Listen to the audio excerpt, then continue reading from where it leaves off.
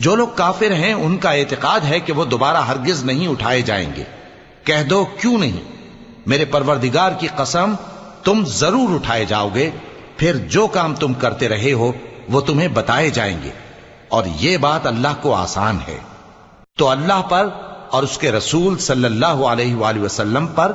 اور اس نور یعنی قرآن پر جو ہم نے نازل فرمایا ہے ایمان لاؤ، اور اللہ تمہارے سب اعمال سے خبردار ہے۔ جس دن وہ تم کو اکٹھا کرے گا یعنی حشر کے دن، وہ نقصان اٹھانے کا دن ہے، اور جو شخص اللہ پر ایمان لائے اور نیک عمل کرے وہ اس سے اس کی برائیاں دور کر دے گا اور جنت کے باغوں میں جن کے نیچے نہریں بہ رہی ہیں داخل کرے گا، وہ ہمیشہ ہمیشہ ان میں رہیں گے، یہی بڑی کامیابی ہے۔ اور جنہوں نے کفر کیا اور ہماری آیتوں کو جھٹلایا وہی اہل دوزخ ہیں کہ ہمیشہ اس میں رہیں گے، اور وہ بری جگہ ہے۔